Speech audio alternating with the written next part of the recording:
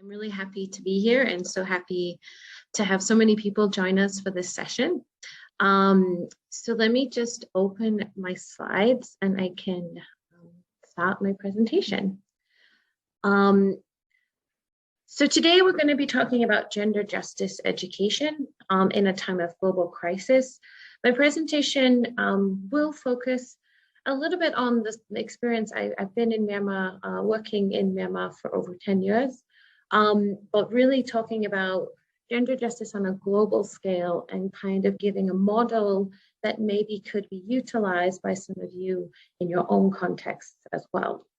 I'm also joined today by Taylor, who's actually a graduate of one of our programs, and she's going to be here to share her experience and also answer any questions that you might have as somebody who's gone through one of our programs. And as Mon said, if there are any questions at any time, do just pop them in the chat and we'll get to those. So I'm Lauren. I'm originally from the UK. I first started working in, as many people, on the Thai-Myanmar border in 2012. I worked at the English Immersion Program as the Community Development Officer at the time, and then moved into Myanmar in 2013. I worked with a number of NGOs for 3 years. I worked with an organization that focused on legal education and experiential education in the 18 law schools across Myanmar. So I spent a lot of time working and living in very remote areas across the country, working specifically with law teachers. I facilitated an international exchange program where we brought students from all over the world to come to Myanmar to learn about Myanmar, but also to exchange with students about what it was like to study law in their countries and in Myanmar, and also to understand legal education and also the legal systems of Myanmar. I also then went on to work with organization with IDLO in sexual and gender-based violence prevention and gender justice. Most recently, I worked with an organization, Asia Justice and Rights, that focuses on, during COVID was really more about gender justice for women who've experienced human rights violations. But in the coup, we switched obviously to emergency support for women's groups specifically for a number of different causes. So this is really kind of my background of kind of where I come from and why I'm connected into Myanmar. And so in 2020, when COVID happened, I was at home, like many of us, thinking, okay, what do I do now? And how do I utilize my time? And really felt this strong urge and passion to do something about all the things I was hearing, especially with regards to gender-based violence and gender inequality as a result of COVID. Globally, there was many conversations and within Myanmar about how women were being adversely impacted by COVID. There was increases in domestic violence. Women often bear the extra burden of childcare. They're the ones that have to quit their jobs. So all of these things really kind of motivated me to think about, what can I do? And so me and a really good friend, Evelyn, who unfortunately cannot be here today, who also is a lawyer who spent some years working in Myanmar, came together with this idea of creating an online network specifically for women, really to create safe spaces where women could come together and talk about the gender issues in their community. So firstly, it was really meant to be only Asian focused. We had the first batch of students. We had Myanmar students from Nepal, Malaysia, Indonesia, and bringing people together. And what we found is that even though there are many differences in the way we live or where we come from, actually there's many similarities. And there was this great unity of bringing people together from different countries to talk about these issues, and especially during COVID, when maybe we didn't get a chance to talk to so many people beyond our own house. You know, maybe your school had closed, many universities or formal education system hadn't quite caught up with how to deal with COVID. And so we began these programs and felt that, you know, we were getting the feedback that not only was it education, but it was also, I guess, in a way, almost counseling or support, this kind of sisterhood of women from across the world that were there, and you could talk to them maybe in a way that you couldn't talk to your family, or talk about issues that maybe you couldn't talk about with your friends. And so it really became this special safe place that we felt that we were creating for women. And so by the by the end of 2020, we had such a big demand that we'd actually opened up our programs globally. And so we now have reached over 100, let me get it right, 190 women from over 35 countries. And our programs, we have just a small team of 3 of us. We run completely voluntary to this date. We don't have any funding, but we are trying to get registered and get funding. And what we do is we focus on these issues of understanding gender, gender stereotypes, gender discrimination from a local and then a global perspective. So bringing people together to share their local perspective with other people in a global classroom. We understand this concept of empowerment. I think that we hear this word a lot about women empowerment. So we try to understand, what does that mean? And what does it mean to individuals? And what does it mean to communities? We talk a lot about gender-based violence, what that looks like. Also, how it looks differently, again, in different communities. We talk about women and the invisible care roles, women in leadership. We talk about the gendered approach to social justice and access to justice. And also, we also have an action planning element where we try to support our learners, our participants, to actually put into action the things that they learn in our classroom. So this is not just about coming, learning, and memorizing, but really trying to connect students with their real life, with other people's real life, and then giving them ways to find solutions in their own community. And this is what we call transformative education, where we transform the learner in a way that they maybe transform their own ideas and beliefs, and that enables them to then create transformative change in their communities as well. So it's not just learning to learn, but learning to transform.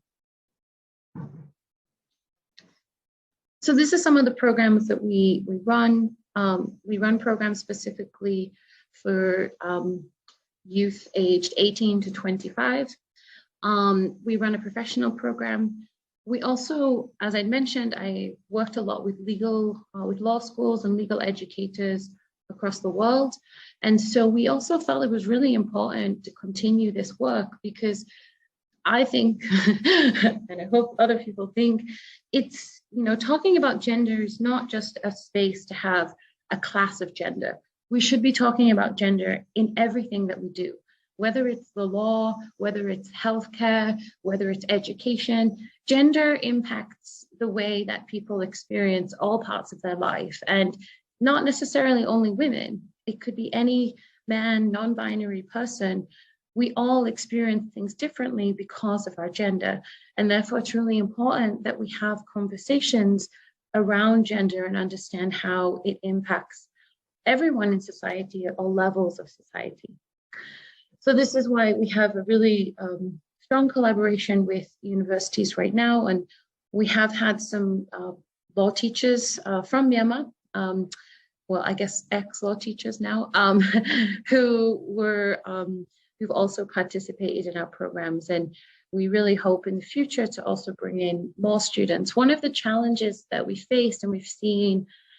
as with the coup, so in COVID, we had a lot of students from Myanmar apply for our programming, and we had a lot of students join us. But because of the coup, we've seen a massive reduction. And obviously, this goes to some of the comments that were mentioned in the plenary session about lack of access to internet, electricity. So we can see that also, that we're not receiving applicants from Myanmar students because of these challenges. And we understand that too. Hopefully, in the future, things will very much get better, but that also has been something we've seen from our application. We usually get applications from around 300 to 500 students from across the world. And I'd say in the beginning, we definitely would have about maybe 10% of Myanmar students, but it's significantly dropped in the past, especially in the past this year and the past 12 months. So I'm going to talk a little bit about teaching methods and teaching methodologies that we have used and we are using and that we found to be effective. And this obviously is one model that I'm sharing with you today, and we know there are many, but I would like to just share the model and framework that we've been using. So as you know, traditional teaching models, which I know are definitely what I've seen being used in many Myanmar universities, this idea that we have a teacher, the teacher is the source of all the knowledge. The teacher comes to the class, gives the knowledge to the student receives the knowledge, so they are the receiver of knowledge.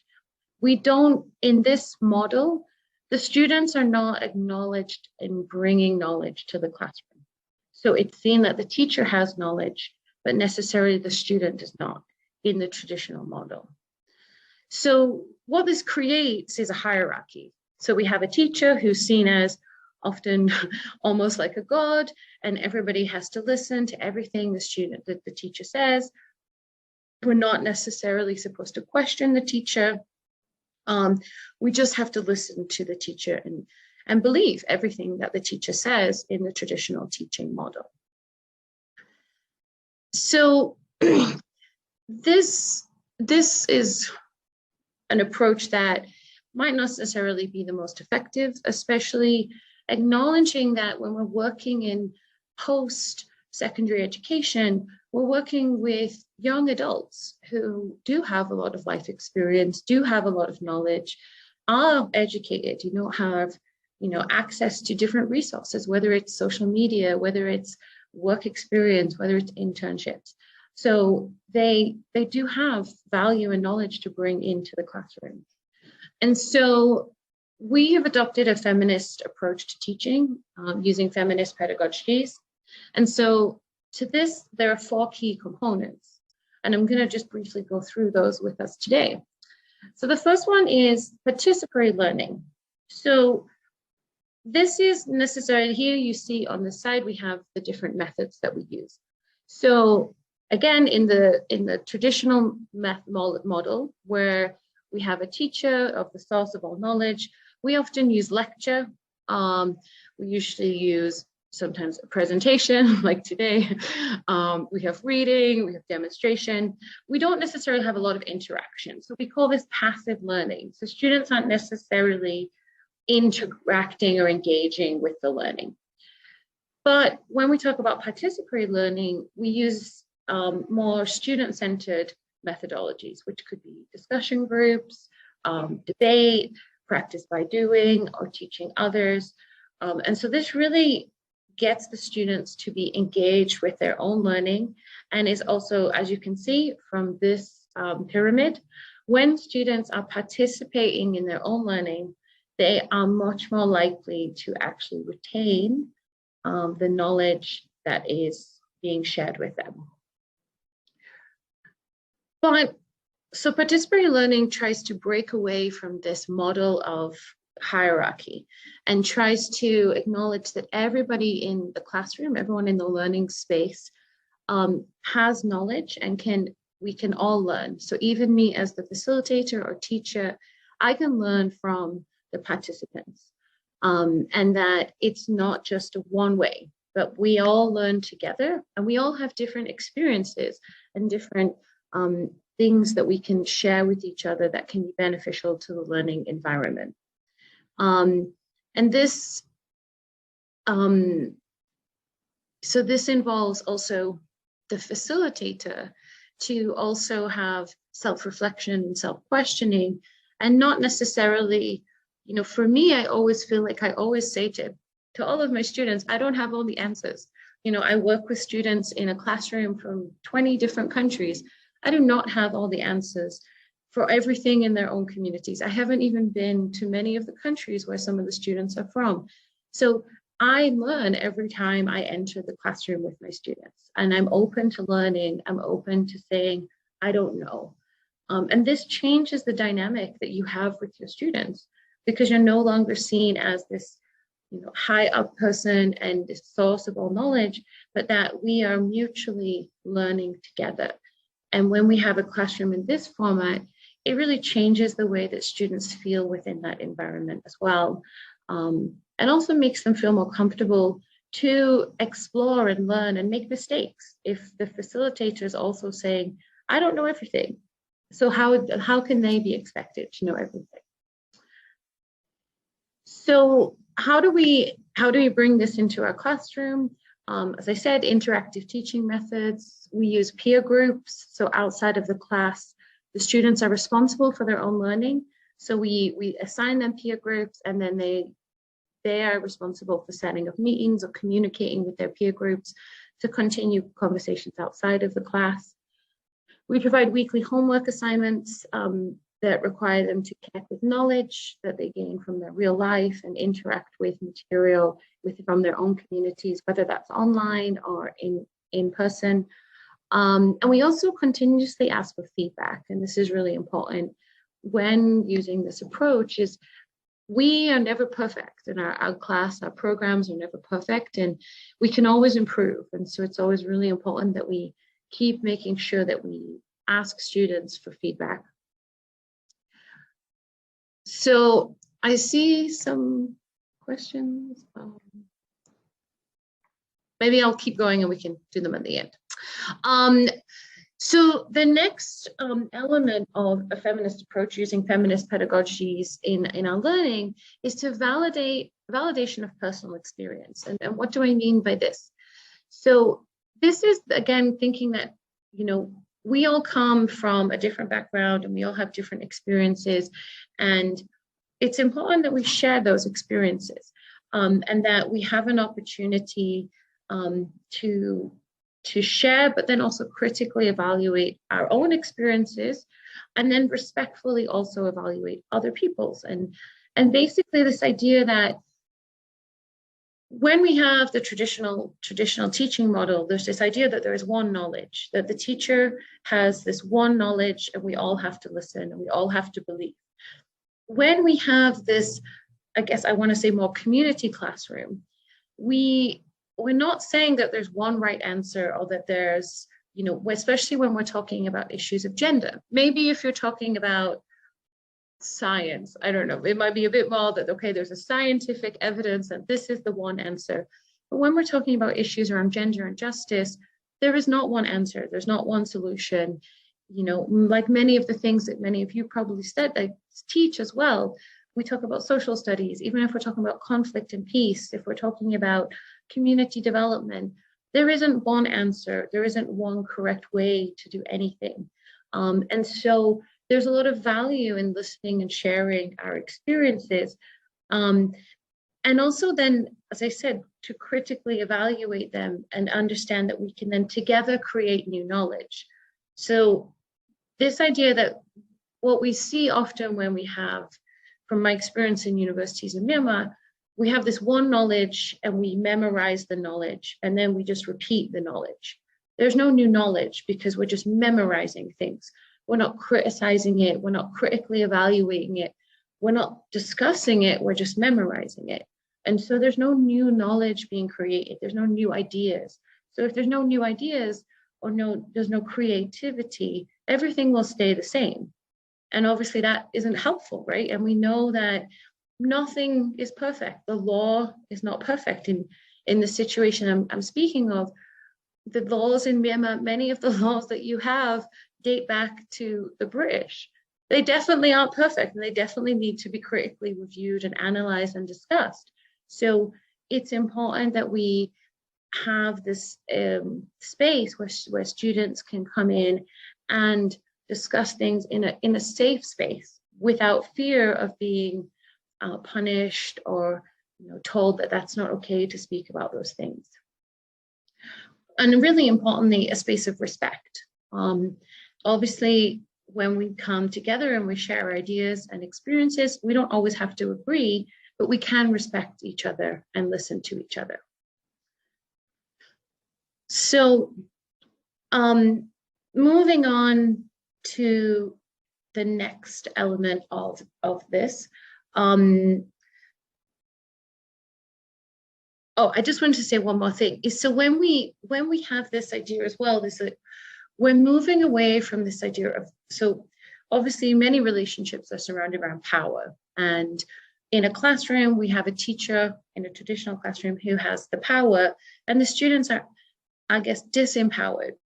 What we're trying to create in a classroom as such as this is a space where everybody is empowered to learn and share with each other. So we no longer have this imbalance of power, but we try to, I guess, share the power with everyone. And obviously, as a facilitator, you are still the person who is responsible for the classroom management. And hopefully, by the time we reach, post-secondary education, our classroom management is much less than when we work in primary or secondary school. But that we kind of also acknowledge that these young adults are able to responsibly and respectfully come into the classroom and share and learn.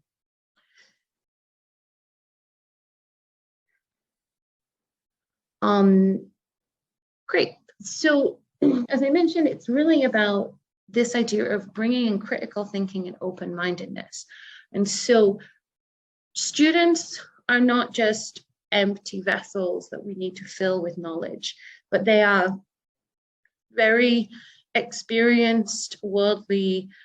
students. And even if they are, necessarily never left their town in Myanmar, they still have a lot of knowledge to bring to a space. And so we encouraging participants to open their minds by listening to others. So if we don't learn to listen and respect other people's ideas, we will never open up our mind. We'll always have one view and be very closed-minded.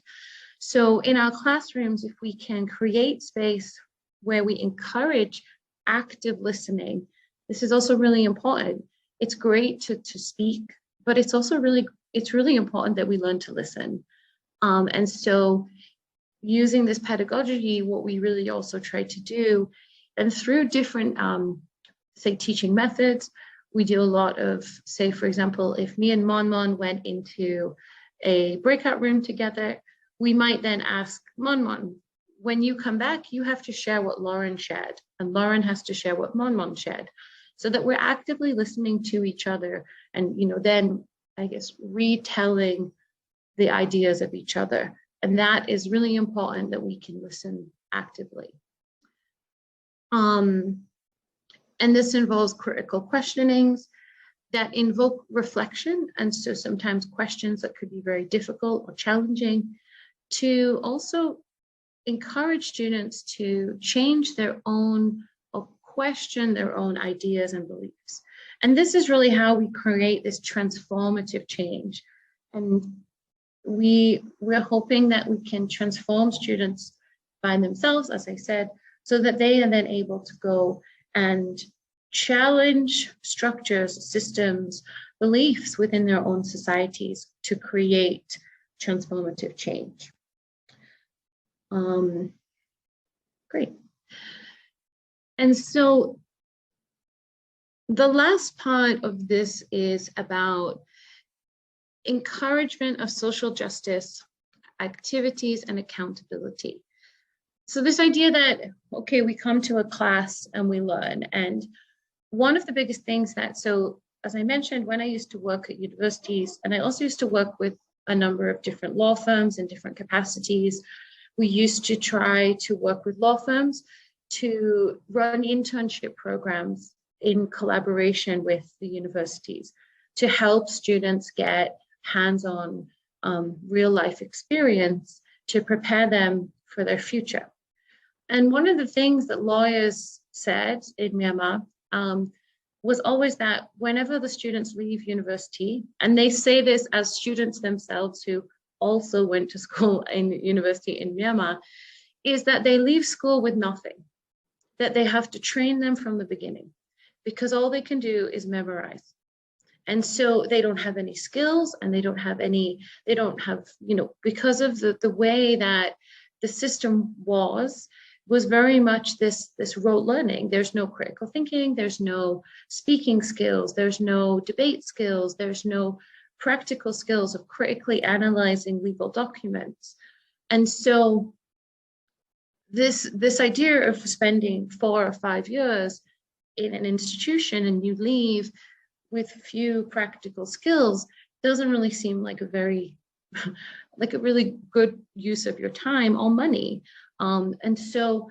one of the things that we encourage is that making sure that we are providing an education that is useful to people in their real lives, in their day-to-day life, and useful for them in the path of where they want to go. And so if many of the students that come to us are really interested in gender, interested in working in gender in their community, interested in working in women's rights in different capacity. And so we then provide them knowledge and skills, and also hopefully flame their passion to continue to work in this after our programs. And so this idea that learning goes beyond our classroom and that we need to put into practice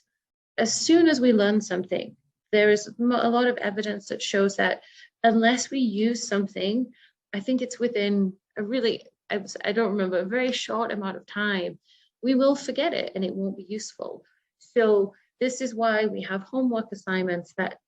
require students to kind of directly put their knowledge and use their knowledge in their communities, and giving them the tools to be able to do that.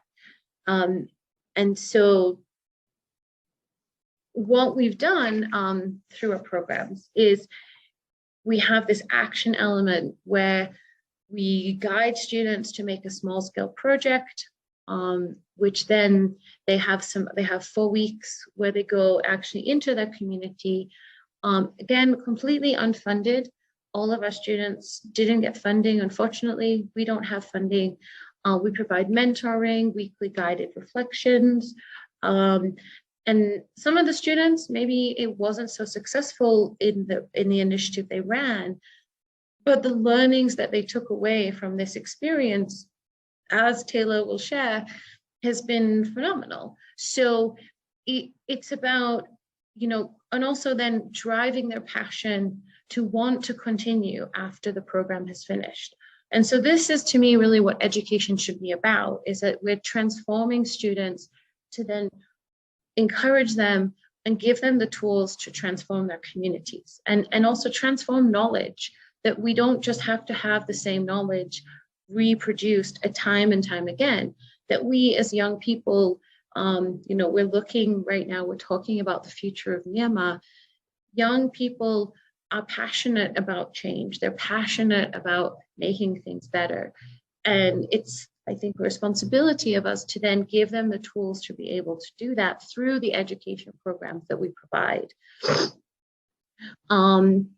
And so these are some of the feminist principles, and I will share these slides. I'm a little bit mindful of time, but we do share these kind of guidelines with the students at the beginning of our session,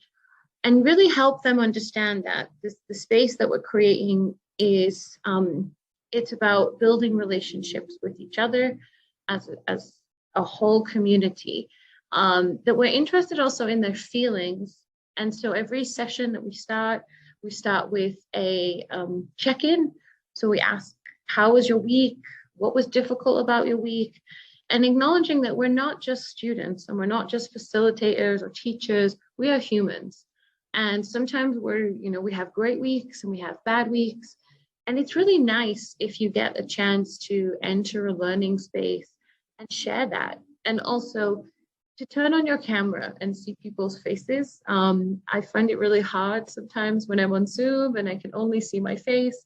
I like my face, but I don't want to look at it for 3 hours, so I like it when I can see my students, and connection issues I know is a challenge. And so we also, I think the last principle is really important when we think about a feminist classroom. And again, feminist classrooms do not only have to be for women, they don't have to be about gender, they can be any classroom. But these principles, I think, can be transferred into anything that you're doing. And they really do help to foster better learning environments and better relationships.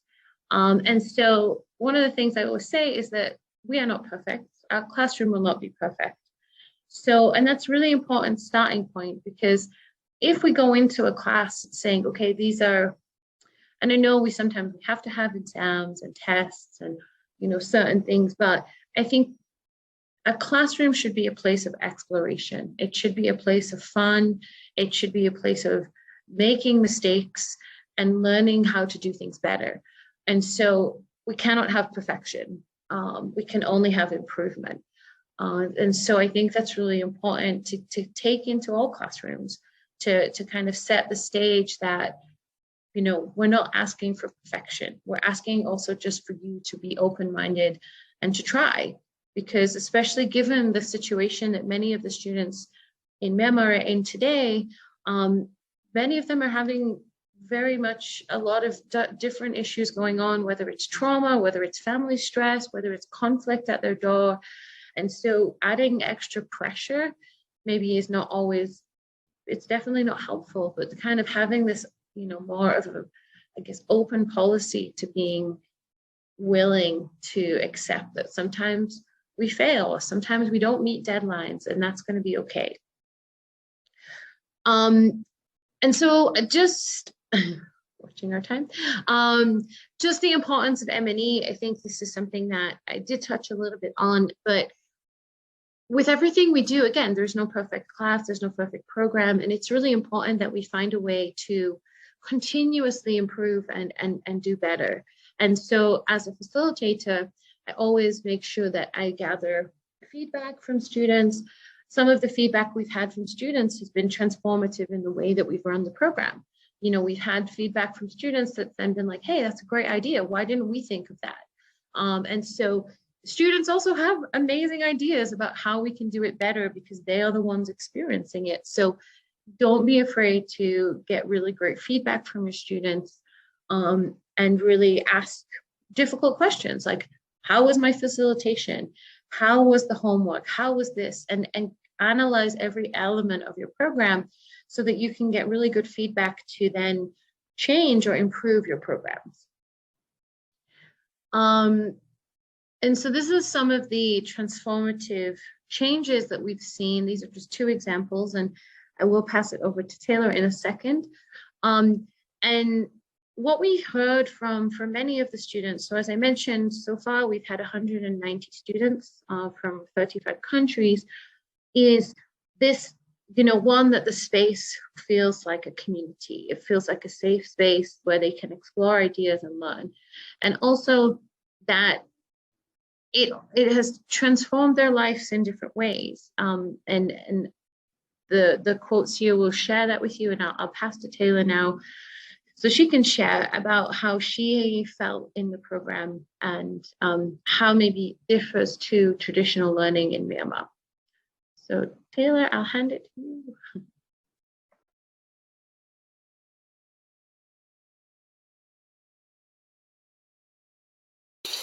Okay, thank you, Ms. Lauren, for inviting me. Okay, so I'm going to name the now. Jama Namiaro, Theint Wut Yee Khaing, Jama we will call it Yabari, Dinano call it Yabarishi, Jama Batmao, and in it is the PSEC team Bono, Kulomio, Kalama, Dilo, little period, Jesu, Demai. Not that way. Pie or not, Jonathan, Yamato, and Video, Puerto Janto to Peter Bonatma, Loyaro, Tilomio, Tamamicharo, Mupiorogo, Smartina, I could look here as not to the penalty, you to me queen in it, but that day, case I had a beauty, Jamat and Queen Yari, case I had Majama, put an in the law, or then you wave your to the page, the lamb with law, then we are a winner and a lady of Shiva, or no. ဟုတ်ကဲ့ပါဆိုတော့ကျွန်မဒီနေ့အနေငယ်တော့ဝင်ပြသွားမှာတော့ကျွန်မဒီ HMP program မှာကျွန်မရှိရတဲ့အတွေ့အကြုံတွေပြောပြမှာဖြစ်ပါတယ်ဒီ HMP ကတော့အရှိမပြောသူ3လ program ဖြစ်တယ်ပေါ့နော်ဒီပထမ2လကတော့စတင်ပါတယ်နောက်ဒုတိယနောက်ဆုံး1လကတော့ဒီကျွန်တော်တို့ဒီ community action plan လုပ်ပါတယ်ပေါ့နော်အဲ့တော့ဒီတင်တဲ့စတင်တဲ့2လမှာဒီလူခွင့်နဲ့ပတ်သက်တာတွေအမျိုးသမီးဆက်ဆံရေးပိုင်းနဲ့ပတ်သက်တဲ့ကိစ္စတွေအများကြီးသင်ပေးတယ်ဒီနေ့ကျွန်မအသားပေးပြောသွားမှာတော့ gender issue နဲ့ပတ်သက်ပြီးတော့ကျွန်မပြောသွားမှာပဲဖြစ်ပါတယ်ပေါ့နော်ဒီမှာဆိုကျွန်တော်တို့အားလုံးသိကြတဲ့အတိုင်းပဲအရှိမနဲ့ Miss Lawrence ပြောသွားတယ်လို့ပေါ့ဒီကျွန်တော်တို့ရဲ့ရရှိထားတဲ့ဒီအခွင့်အရေးတွေအာဏာတွေလုပ်ပိုင်ခွင့်တွေမတူညီမှုကကျွန်တော်တို့ရဲ့လိင်အခြေပြုအကြံဖက်ပြီးနေခြင်းဦးတည်လာတာဖြစ်တယ်ပေါ့နော်အဲ့တော့ဒီမှာဆိုကျွန်တော်တို့အိမ်ကနေစာမေးချောင်းကနေစာမေးရက်ွက်တွေအထိကိုဒါရရောက်သွားပြီးတော့ကျွန်တော်တို့ရဲ့ဒီ policy making ကိုခေါ်တဲ့တရားဥပဒေ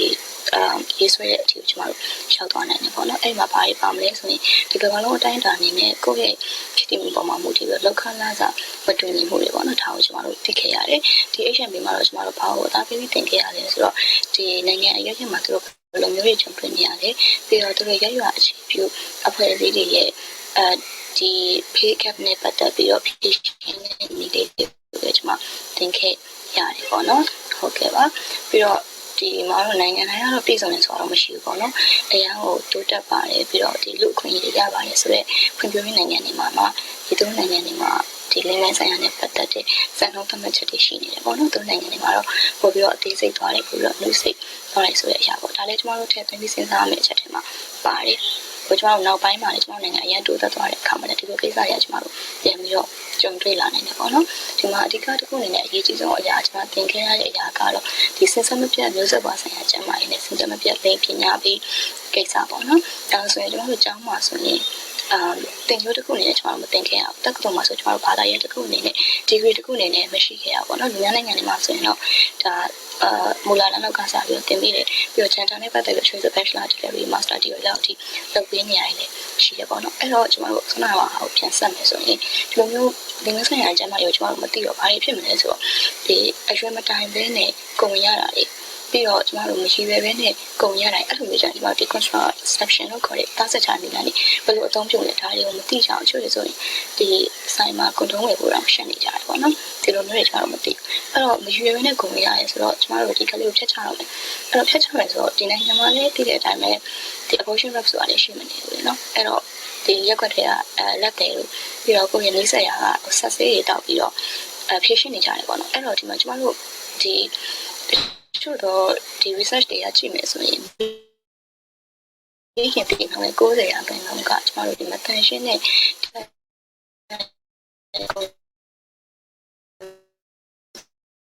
ခြားမှုတွေကြောင့်သိဆုံးမှုတွေအရင်များနေတယ်ပေါ့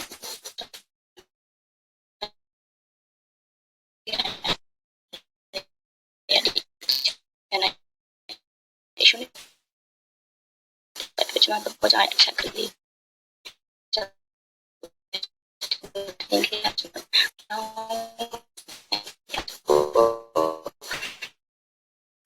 းဒီအပြင်မှာအဘိုး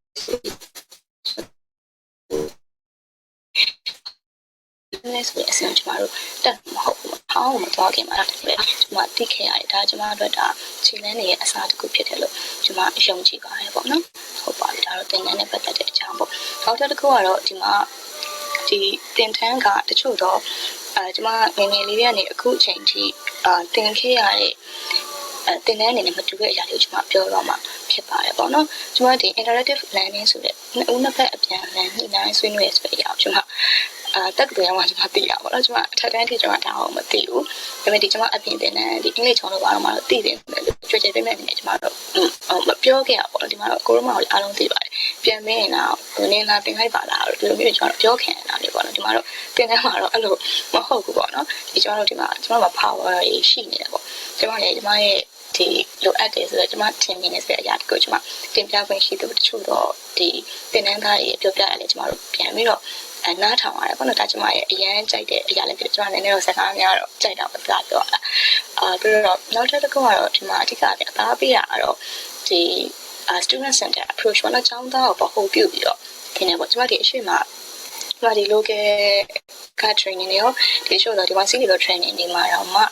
ဒီ student center approach ကိုသွားပါတယ်ဒါပေမဲ့လို့ HMB လောက်မသွားဘူးပေါ့နော် HMB ကတော်တော်သွားတဲ့ဒီသင်တန်းရဲ့ဒီစတဲ့ဆုံးမှာကျောင်းသားမှာပဲပခိုးပြုတ်ပြီးတော့သင်နေပေါ့နော်နောက်တစ်ခုကတော့ဒီကျမတို့ဒီ breakout session တွေနဲ့တွားပြီးဆွေးနွေးရတာပေါ့ဆွေးနွေးတဲ့အခါမှာလည်းကျမတို့မတူညီတဲ့ကိုယ်နိုင်ငံရဲ့မတူညီတဲ့ဒီအရာတွေကိုအချင်းချင်းပြန်လည်ပြီးတော့ဝေမျှခွင့်ရတယ်ပြီးတော့ဒီကျမရဲ့ဒီနိုင်ငံရဲ့တင်ပြလိုက်တဲ့အရာကိုလည်းတချို့တော့တင်ချင်းတွေကနေပြီးတော့မတူညီတဲ့အမြင်တွေရှုထောင့်တွေကနေပြီးတော့ပြောပြရရှိတယ်သူတို့ဆိုလည်းပြောကြရတယ်သူတို့နိုင်ငံမှာတော့ patient တွေဒါလည်းကျမတို့တော်တော်လေးသင်ပြရပေါ့နော်ပြောရရင် new learning နဲ့ဖြစ်တဲ့သင်ယူမှုတစ်ခုအသင်နဲ့ဖြစ်တဲ့အတွက်ကျမတို့ဒါကိုဝန်တာပါတယ်ပြောပါတယ်ပေါ့နော်နောက်ပြီးတော့ဒီမှာ teaching aids လို့ခေါ်တဲ့သင်ထောက်ကူပစ္စည်းတွေပေါ့နော်ဒီမှာဆိုရင်Kahoot တို့ပြီးတော့ဒီ Menti တို့လည်းသုံးတယ်ပေါ့နော်ဒါတော်တော်လေးကောင်းပါတယ်ဒီဟာလေ group presentation တွေတက်လေကောင်းတယ်ပေါ့နော်ဟုတ်ကဲ့ပါဒါကတော့သင်တန်းနဲ့ပတ်သက်တဲ့ဒီမှာ experience ပေါ့ဒီမှာကျွန်မအကြိုက်ဆုံးပြောရမယ်ဆိုရင်တော့အင်စာတွေ assignment တွေတင်နေတာပေါ့နော်ဆိုတော့ဒီမှာအင်္ဂါတော်များများနဲ့ assignment တော်များများနဲ့ကတော့ဒီ reflective practice ပေါ့ကိုကိုပြန်လဲသုံးသပ်ပြီးတော့လုပ်ရတဲ့အရာတွေပေါ့နော်ဒီကျွန်တော်တို့သင်ခန်းစာတစ်ခုပြီးတော့ရတယ်ပြီးတော့ဒီကျွန်တော်တို့တစ်ပတ်စာပြီးတော့တစ်လစာဒါမှမဟုတ်နှစ်ပတ်သုံးပတ်ကျွန်တော်တို့ community action ပြီးရင်လေ action ရဲ့အလေတော့ action ဆုံးနေကြဘယ်လိုတွေကြုံတွေ့ရတယ်ပေါ့ဒီမှာဆိုကိုယ့်ရဲ့ဒီလိုမျိုး exercise ကိုလုပ်ခြင်းအပြင်ကျွန်တော်တို့ရဲ့အားသာချက်တွေအားနည်းချက်တွေပြီးတော့ကိုယ့်ရဲ့လိုအပ်ချက်တွေပေါ့နောက်ထပ်တစ်ခုအနေနဲ့ဒီမှာ connect တစ်ခုအနေနဲ့ကိုယ့်ရဲ့လိုအပ်ချက်ကိုကျွန်တော်တို့ဘယ်နေရာမှာသွားတောင်းလို့ရမလဲပေါ့နော်ကိုယ့်ရဲ့အနည်းပဲဝင်ကြဘယ်သူ့ကိုတောင်းလို့ရမလဲဆိုတော့အကွက်လေးကိုကျွန်တော်တို့မြင်သွားတယ်ပေါ့နော်ဒါတော်တော်လေးတော့ကျွန်မသဘောကျတယ်ဘယ်လို3လလောက်ဒီ practice ဖြစ်လာတော့ကျွန်မဒါကိုလည်းအခုနောက်ပိုင်းမှာကျွန်မသုံးနေပေါ့နော်ဒါတော့ကျေးဇူးတင်ဖို့လည်းကောင်းပါတယ်အဲတော့ကျွန်မဒီသင်တန်းနဲ့ပတ်သက်ပြီးတော့အတွေ့အကြုံကျွန်မ global classroom နဲ့ဖြစ်တဲ့ online base နဲ့ဖြစ်တဲ့အတွက်တော့ဒီမှာဒီလိုမျိုး online base ဖြစ်နေရတော့မှကျွန်တော်တို့ကြားထဲမှာဘယ်လိုပြောရမလဲကဘာချားနေလို့မထင်ရတော့ဘောနော်ဘေးနားကကိုယ်အနားမှာဆရာမလာတင်ပေးနေတယ်လို့ပဲခံစားရတယ်ပြီးတော့ဒီချို့တော့တကယ်ချင်းနဲ့လုံးဝနုနုထွေးထွေးဖေးဖေးမမနဲ့ကူညီပါတယ်ပေါ့နော်ဒါတော့ကျွန်မအကြိုက်ဆုံးအရာပါပေါ့ဆိုတော့ဒီ HMB ကနေပြီးတော့ဒီ program လေးသူတို့ဖွင့်ပါလိမ့်မယ်ဖွင့်တဲ့အခါကျရင်ဒီမှာရှိနေတဲ့အကူမတွေလည်းဝါသနာပိုင် join ပါပေါ့နော်ကျွန်မတကယ်ကို recommend ပေးတယ်ပေါ့နော် session လေးကနေ25နှစ်ဆိုတော့ဟုတ်ကဲ့ပါဆိုတော့ကျွန်မကတော့ဒီလောက်ပါပဲเนาะဒါကျွန်မကြောင်တွေ့ခဲ့ရတဲ့အတွေ့အကြုံလေးကျွန်မဝေမျှခြင်းနဲ့ဖြစ်ပါတယ်ဆိုတော့အားလုံးကိုကျေးဇူးတင်ပါတယ်เนาะဟုတ်ကဲ့ပါ Thank you Miss Lauren Great, thank you so much, Taylor. And I think Taylor, you raised such an important point, and I know that we're here today to talk about post-secondary education specifically in Myanmar, but I think that we hope that the model that we're sharing with you today can be transferred into something that could be created for Myanmar, but also this idea that, you know, universities across the world, we have international programs and there's a lot of value in those. And there are limitations. I definitely acknowledge the limitations. English language, we run our programs in English.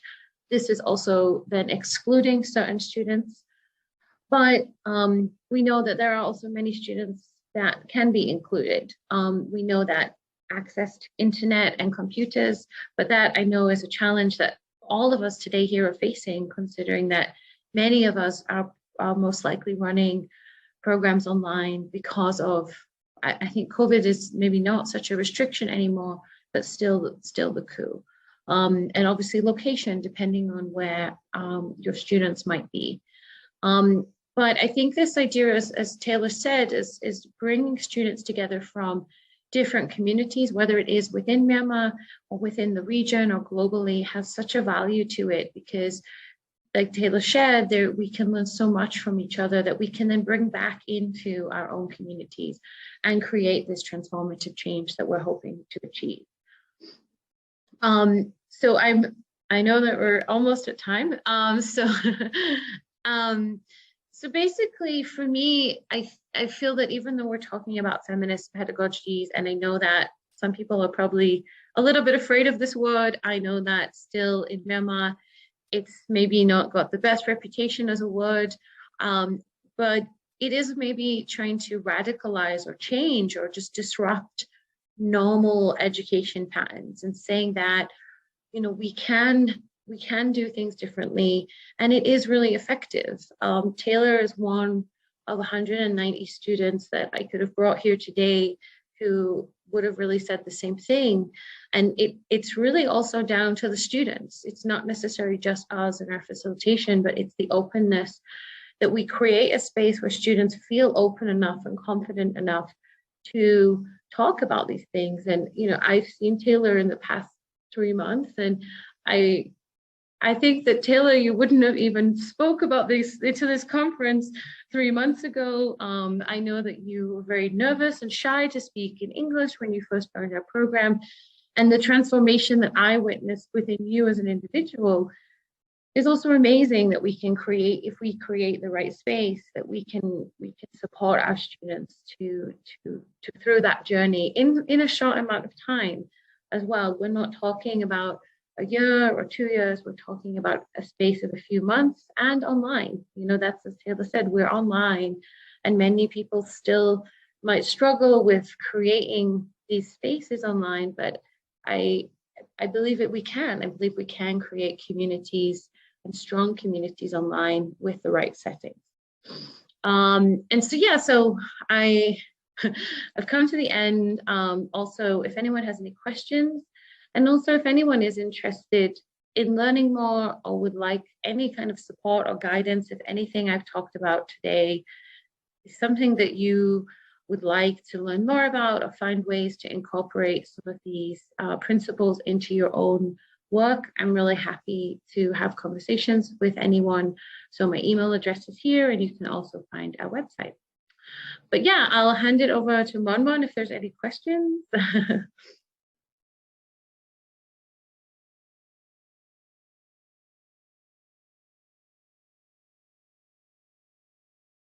question, and definitely something that I had not thought about until this moment, because you're correct, right? They might still be technically,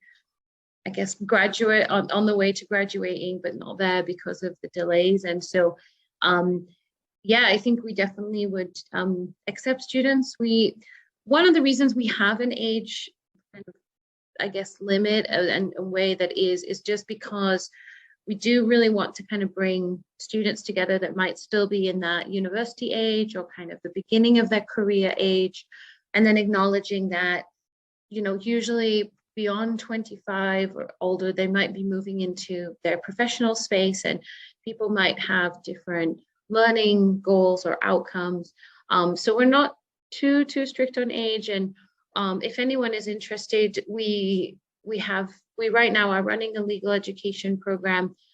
with 6 universities from 6 countries with 18 students. And I know you're not officially at Yangon University anymore, but we can definitely continue conversations around future programs for law students, because we do this kind of separately, because it has a very specific focus on access to justice, which is a bit more, I guess, focus for law students, and then non-law students, we don't focus so much on that field.